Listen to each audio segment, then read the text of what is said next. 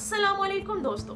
सोचो जरा, एक ऐसी जगह जो दुनिया के मैप्स पर तो है लेकिन इंसानी तकदीर वहाँ पर चाह कर भी नहीं पहुँच सकती। ये है एक छोटा सा जजीरा, सब्ज जंगलात से घिरा, लहरों से धुला और इंसानी तहजीब से बिल्कुल अलग नॉर्थ सेंटिनल आइलैंड, दुनिया का सबसे ज्यादा पुरस्कार और सबसे ज्यादा तन्हा कम्युनिटी का घर। मैंने जब पहली बार इस आइलैंड के बारे में पढ़ा तो मेरे ज़हन में बस एक सवाल आया, क्या ये हमसे ज्यादा आजाद है या फिर हमसे ज्यादा कैद? ये जजीरा बे ऑफ बंगाल के समुद्र में छुपा हुआ है। ना तो ये दुनिया को जानते हैं और ना ही दुनिया इन्हें, और जब भी कोई इनके पास आता है तो ये गोली नहीं बल्कि तीर चलाते हैं। मैं हूं अफीफा और आप देख रहे हैं डिकोडेड मिस्ट्री, जहां हम लेकर आते हैं दुनिया की सबसे ज्यादा अनसॉल्व्ड और सबसे ज्यादा थ्रिलिंग स्टोरीज जो कि सच्चाई पर मबनी होती हैं। इस वीडियो में हम बात करेंगे नॉर्थ सेंटिनल आइलैंड के मुकम्मल राज की। इस जजीरे की लोकेशन और हिस्ट्री से लेकर मैं आपको बताऊंगी उन तमाम दर्दनाक इवेंट्स के बारे में जिसमें लोगों ने अपनी जानें गंवा दी।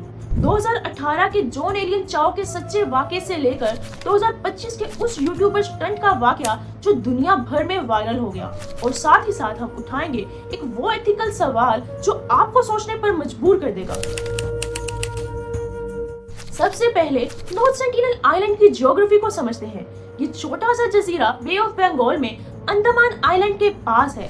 इसका कुल रकबा 60 स्क्वायर किलोमीटर है, यानी कि लाहौर की लिबर्टी मार्केट जैसी मल्टीपल नेबरहुड मार्केट्स का कंबाइंड साइज। दुनिया के मैप्स पर ये एक टाइनी ग्रीन डॉट है, लेकिन अगर इसको ड्रोन से देखें तो ऐसा लगता है कि जैसे समुद्र में एक अमरल्ड का टुकड़ा भरा हो। लेकिन इसके अंदर छुपी है एक पूरी सिविलाइजेशन का ऐसा राज जो हजारों सालों से दुनिया से कट के जी रहा है। लेकिन दोस्तों, ये जगह जितनी खूबसूरत है उतनी ही ज्यादा महफूज भी। महफूज, लेकिन वो किसके लिए? समझ तो गए होंगे, ये लोग हंटर गैदरर्स हैं, यानी कि ये लोग खेती बाड़ी करना नहीं जानते। ना तो कोई लिखने पढ़ने का निजाम है, ना ही इंटरनेट के स्लो होने की कोई फिक्र, और ना ही बिजली का बिल भरने की कोई टेंशन। इस जजीरे की एक्सेस सिर्फ बोट या फिर हेलीकॉप्टर से है। इसके चारों तरफ शार्प कोरल रीफ्स हैं जो कि नेचुरली किसी भी बोट को अपने पास आने से रोकते हैं, और अगर कोई बोट इस कोरल रीफ में फंस जाए तो सेंटिनलीज उसके साथ बहुत बुरा करते हैं। ये मैं आगे जाके बताऊंगी कि ऐसा क्यों होता है। ये पूरा island mostly dense tropical forest से कवर्ड है, जिसकी वजह से अगर हम ड्रोन या सैटेलाइट इमेजेस से देखें तो हमें सिर्फ ट्री कैनोपी नजर आती है, लेकिन आइलैंड के अंदर क्या हो रहा है ये हम नहीं जान सकते। ट्राइबल लोग मोस्टली जंगल में रहते हैं और कभी कभी बीच पर नजर आते हैं जब कोई आउटसाइडर वहां पर आ जाए। माना जाता है कि सेंटिनलीज लोग यहाँ पे 10 से 20 हजार सालों से हैं। इन लोगों का ताल्लुक स्टोन एज से था और फिर ये वहीं रह गए। इन लोगों ने ना तो कपड़े बदले और ना ही जिंदगी गुजारने का ढंग, ना तो कभी आउटसाइड वर्ल्ड से कोई कांटेक्ट हुआ और ना ही इनमें कोई डिजीज इम्यूनिटी आई। वो लोग नेज़े और तीर बनाते हैं और उनसे अपना शिकार करते हैं। समुद्र से मछलियाँ, जंगल से पिग्स और फलों से अपनी भूख मिटाते हैं। उनके पास कोई भी लिखी हुई जुबान नहीं है। कभी कभी दूर से देखा गया है कि वो हंस रहे हैं, नाच रहे हैं और एक दूसरे को अपने गले लगा रहे हैं। वो अपने बच्चों को नेज़ा और तीर चलाना सिखाते हैं। आपने कभी सोचा कि हमने अपने लिए कितनी मुश्किलात क्रिएट कर ली हैं? बिल्स, इंटरनेट, फाइट्स, लाइक्स और फॉलोअर्स की जंग, लेकिन वो लोग बस गीत गाते हैं और अपने संग जीते हैं। पता नहीं बेचारे वो हैं या फिर हम। अब अगर हम बात करें कि इंसानों का जब जब उनके साथ कांटेक्ट हुआ तो उनका क्या रद्द-ए-अमल आया, तो सबसे पहले 1771 में ब्रिटिश सर्विस शिप्स ने वहाँ पे रात के टाइम कुछ लाइट्स जलती हुई देखी। ये पहली बार था कि अंडमान ट्राइब को किसी ने डिस्क्राइब किया, लेकिन किसी को मालूम नहीं था कि ये जजीरा आगे जाकर कितनी बड़ी मिस्ट्री बन जाएगा। उसके बाद 1880 में British colonial officer Maurice Vidal Portman वहां पर अपनी एक एक्सपीडिशन लेकर गए। उनका काम था अंडमान ट्राइब्स को डॉक्यूमेंट करना। वो वहां पर गए और वहां पर जाकर उन्होंने वहां से एक बुजुर्ग जोड़ा और 4 बच्चे जबरदस्ती उठवा लिए। लेकिन सबसे ज्यादा अफसोसनाक बात तो ये हुई कि वो बुजुर्ग जोड़ा कुछ ही देर में मर गया और उन्होंने उसके 4 बच्चे वापस भिजवा दिए, सिर्फ चंद तहाइफ के साथ। सोचो जरा उन बच्चों पर और उस ट्राइब पर क्या गुजरी होगी कि पहले तो उनके बुजुर्गों को और बच्चों को जबरदस्ती उठवा लिया, फिर उनके बुजुर्ग मर गए और अब उन बच्चों को सिर्फ चंद तहाइफ के साथ वापस भेज दिया। क्या तोहफे मौत का नेमुल बदल हो सकते हैं? अब इस चीज ने उस ट्राइब पर एक बहुत गहरा असर छोड़ा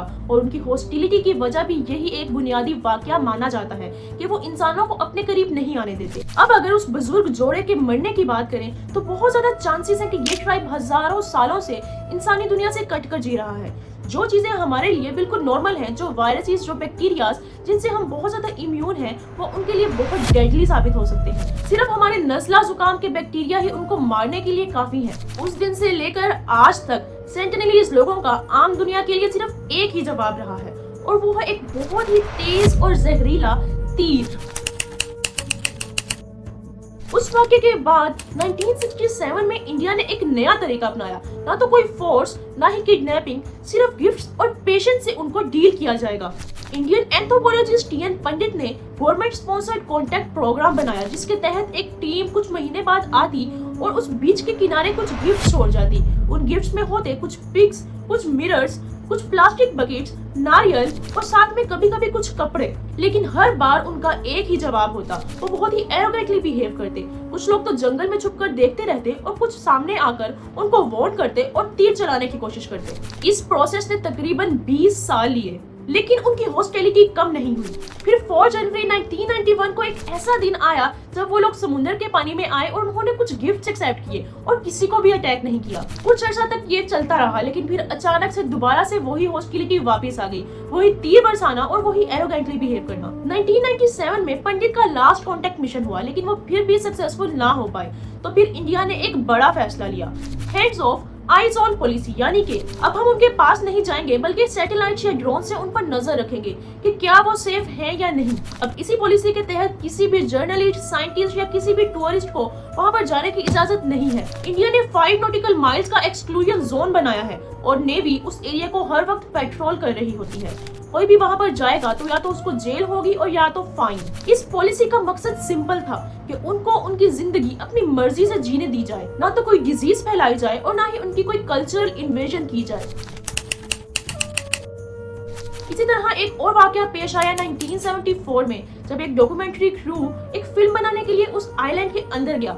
तब तक इंडिया ने अभी बैन नहीं लगाया था। उस क्रू के अंदर थे एक कैमरामैन, एक जर्नलिस्ट और कुछ ऑफिशियल्स। जैसे ही उन्होंने अपना कैमरा निकाला और कुछ गिफ्ट सेंटिनलीज लोगों को देने की कोशिश की, फौरन से एक तेज तीर कैमरामैन की लेफ्ट थाई के ऊपर लगा और वो जख्मी हो गए और वहां से भाग निकले। अब इसके बाद आता है 2018 का वो सच्चा वाकया जो कि सेंटिनलीज हिस्ट्री में सबसे ज्यादा अहमियत रखता है। अब यहाँ तक लोग समझ चुके थे कि सेंटिनलीज लोग अपने पास किसी को भी बर्दाश्त नहीं करते हैं और इंडिया ने यहाँ पर बैन लगाया हुआ है। लेकिन एक ऐसा नौजवान था जो उन तक अपना अकीदा पहुंचाना चाहता था और किसी भी सूरत में वहां पर जाना चाहता था। ये था 26 साल का अमेरिकन मिशनरी जॉन एलन चाओ, जो कि क्रिश्चियनिटी पे बहुत स्ट्रॉन्ग बिलीफ रखता था और उसका मानना था कि उन तक बाइबल का पैगाम पहुंचाना बहुत ज्यादा जरूरी है और वो लोग अंधेरे में हैं।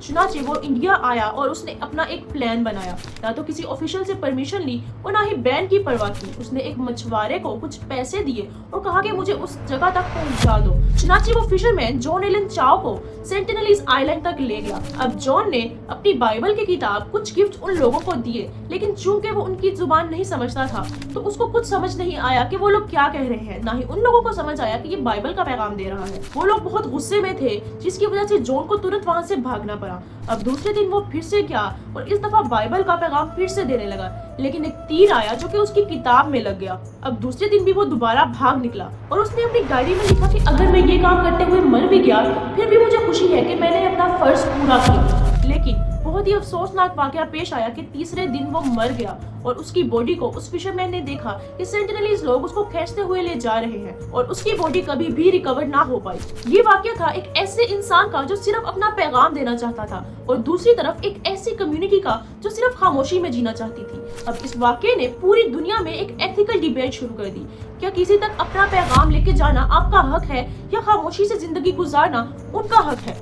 जॉन की मौत ने पूरी दुनिया को फिर से बता दिया कि सेंटिनलीज लोग ना तो बेवकूफ हैं और ना ही पीछे हैं। वो सिर्फ आजाद हैं और अपनी प्रोटेक्शन करना जानते हैं। और फिर जो एक last contact north sentinel island के साथ हुआ वो था रिसेंटली 29 मार्च 2025 को और वो वाकया बहुत वायरल हुआ। An American YouTuber has been arrested for illegally entering a prohibited area in India and trying to make contact with a reclusive tribe that inhabits a remote island in the Bay of Bengal. जब एक 24 साल का American YouTuber वहां पर illegal तौर पे inflatable boat से landing करता है, उसने वहां पर एक डाइट कोक की कैन और कुछ कोकोनट छोड़े, 5 मिनट तक सैंड के सैंपल्स कलेक्ट किए, एक वीडियो रिकॉर्ड की और 1 घंटे तक विसल करता रहा, लेकिन कोई भी सेंटिनलीज उसके सामने नहीं आया। एक मछुआरे ने उसको वहां पर स्पॉट किया और उसकी रिपोर्ट कर दी, जिसकी वजह से वो 31 मार्च 2025 को अरेस्ट हो गया।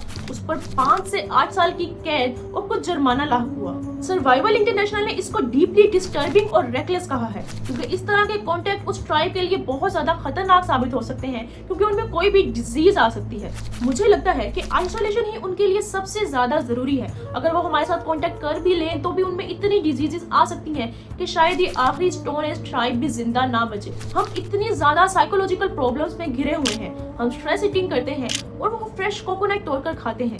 यहाँ पर डिप्रेशन है और वहाँ पर जंगल की आजादी। वो एक हकीकी जंगल में है और हम एक डिजिटल जंगल में। हमारे अलार्म क्लॉक्स, बॉस की डांट, मंडे ब्लूज और बहुत कुछ, और वो वहाँ पर सिर्फ नाचते हैं, गाते हैं और अपने संग जीते हैं। हम सिविलाइजेशन को प्रोग्रेस समझते हैं, लेकिन क्या पता उनका तरीका ज्यादा सस्टेनेबल हो। मेरा ख्याल है कि वो लोग ज्यादा आजाद हैं। तो दोस्तों, नॉर्थ सेंटिनल आइलैंड आज भी एक पुरस्कार राज है, जैसे कि समुद्र की गहराइयां। ये एक अनसॉल्व्ड मिस्ट्री है और जरूरी नहीं कि हर मिस्ट्री को सॉल्व किया जाए। मेरा ख्याल है कि उनको उनके हाल पर छोड़ देना चाहिए, क्योंकि ये एक आखिरी स्टोन एज ट्राइब है जो कि जिंदा बचा है, और ये हमारे लिए एक ऐसा मिरर है जो हमें दिखाता है कि हमने कितनी अहम चीजें गंवा दी हैं, और ये एक कौम का हक है कि उनको उनकी जिंदगी अपनी मर्जी से जीने दी जाए। अगर आपको ये वीडियो पसंद आई तो जरूर लाइक और सब्सक्राइब करें। मिलते हैं अगली वीडियो में एक नए राज के साथ।